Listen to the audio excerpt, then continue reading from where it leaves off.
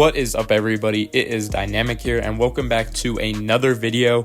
Now today we're going to be talking about the biggest draft busts and mistakes that teams have made over recent history in the MLW. We're going to be going back through time chronologically and going over some picks that I think were pretty bad, or maybe some trades that I didn't really like for these teams, especially at the time, but now looking back were truly bad in practice. But before we start the video, make sure y'all subscribe, man. Be early to the channel.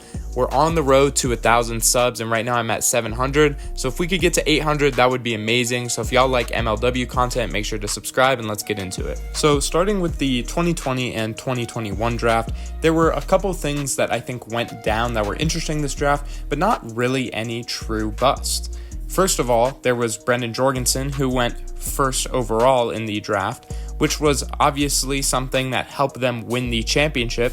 So even though it didn't really pan out for Brendan Jorgensen and the Gators, as they traded him just a couple years later, they still won a championship with him on the roster. Perhaps the more interesting thing that happened was that Drew Davis traded the 6th overall pick to the Gators in return for their pick next year. Now on paper, this trade makes sense. The Cobras were good enough and had a roster to compete the next year, and the Gators, being the worst team in the league the year before, felt like they might finish in the same spot.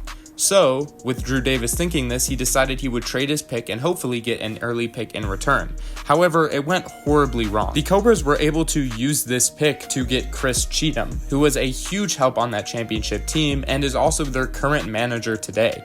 He was also an all-star for multiple years during his time on the Gators, so the Cobras really missed out. Then in 2021, since the Gators won the championship, the pick that the Cobras got was the 8th overall pick, and they took Gus, who really didn't have a big impact in MLW. He played in some games, but really didn't do too much, and he is now out of the league. So looking back at this trade, the Cobras pretty much gave up Chris Cheatham in return for Gus. And it didn't work out for the Cobras the following year either, because they lost the most games in the entire league that year, and they ended up with the number 1 overall pick. Then we go into 2022, where in my opinion, there was a lot of draft busts made in this draft. But the biggest one is the Predators selecting Mac Hawley with the 2nd overall pick. Mac had only appeared in 4 games that season, and in that season, he didn't record a hit.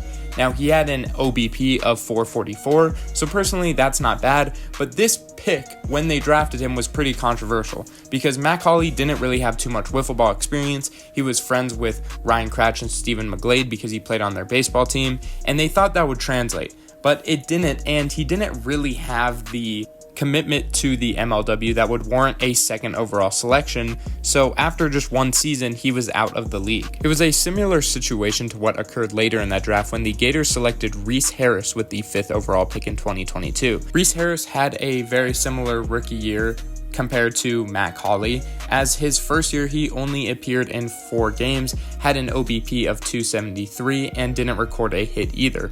The following year, the Gators held on to him, hoping to develop him, but there was a struggle there, as Reese Harris would appear in more games, but would only bat 167 on limited attempts, and didn't really show up to too many series, and he also had 0 upside as a pitcher. So because of this, he was waived in 2024, and the name Reese Harris was never really heard of by MLW fans again. Right after, though, in 2022, when the Gators made their selection, came the Mallards, who decided to trade their pick to the Diamondbacks for Ben Wilson and a pick swap next year.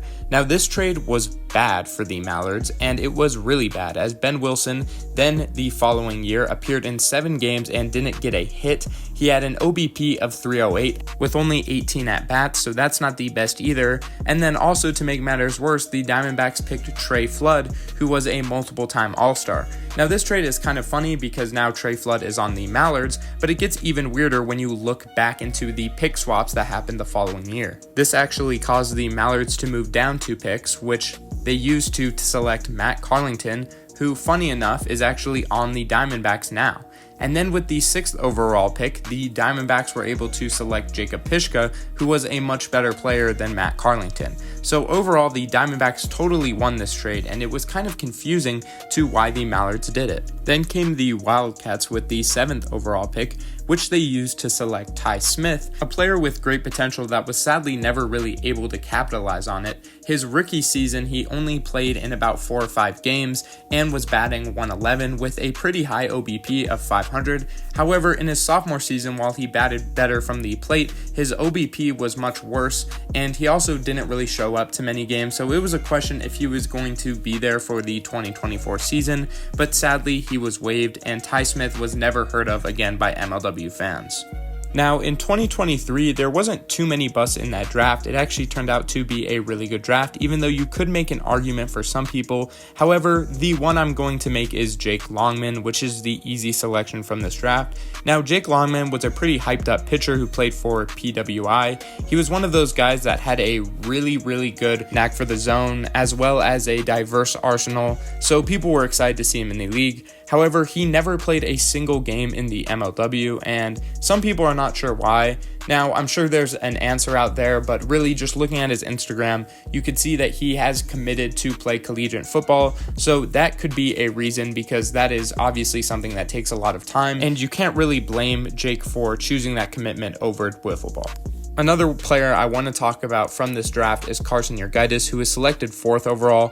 Now, I kind of thought about putting him on this list because that's pretty high for a guy who hasn't really consistently played until this year, but I feel like that's unfair. I should give him more time, and also he's having a pretty decent year this year, so he's just one of those guys that I'm going to attribute that to slower development. Then comes 2024, where I really don't have a great selection for this draft because it happened so recently, but if I had to pick one player, I'd pick Carter Richard. Now, I don't think he himself is going to be a bust in MLW. I want to make that clear. I actually think he has great potential. He could turn out to be one of the better players from this draft, but it's just the way that the Diamondbacks chose to use this pick to me that made it a mistake. So I don't want to label Carter Richard a bust. That's not what I'm trying to do. I'm just trying to label this pick a bad pick, because just the year after, they traded him to the Eagles for next to nothing. It was a protected pick in 2026, so we'll see where that ends up. But for me, I just thought that the Diamondbacks didn't really use Carter Richard super well, and they didn't utilize him or get too much from him. So for me, that was a mistake in the recent draft. All right, everybody, so that's going to be it for this video. Now, I didn't choose anyone from 2025 because even though there are some players that are probably having bad seasons, I think it's just too early to tell. But if y'all enjoyed this content, make sure to subscribe. Be early to the channel, man. We're going to get to 1,000 subs, so make sure y'all subscribe. And thank y'all for watching, and peace.